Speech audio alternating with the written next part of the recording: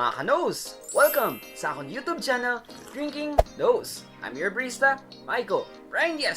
And for today's Tastes Review episode, Mamastery Products by Inday's Pata Linaga-an.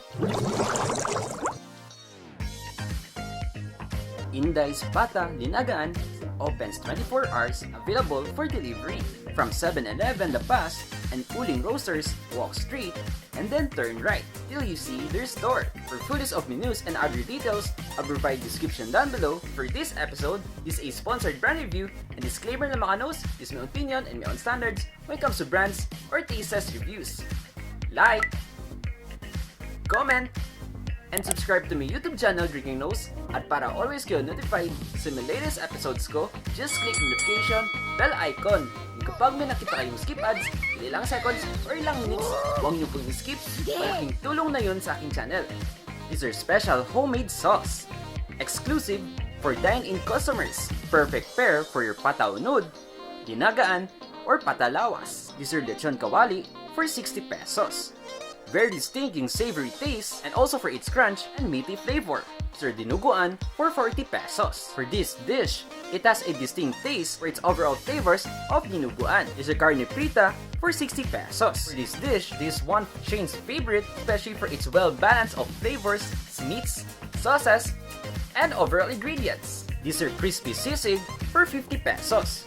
This B-Boy's favorite, most especially for its crispiness, also for its delish, sisig essence.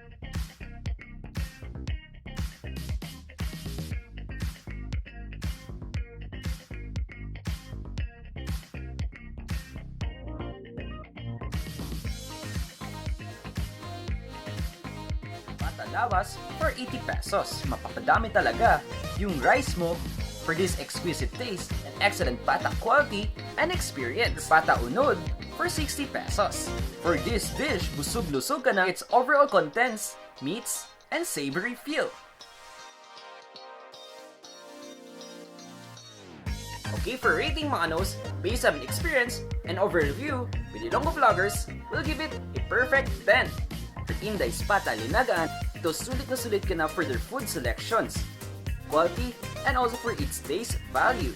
And magpasalamat ako sa mga Ilonggo vloggers na kasama ko, assisting and joining me for this wonderful experience, kay Shane and kay Baboy Natix. And also sa lahat po bumubo for Inday's Pata Linaga-an, sa mga staff and owners for this wonderful food experience. Once again, congratulations, safe mga knows.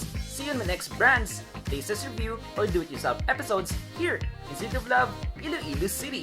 Bye!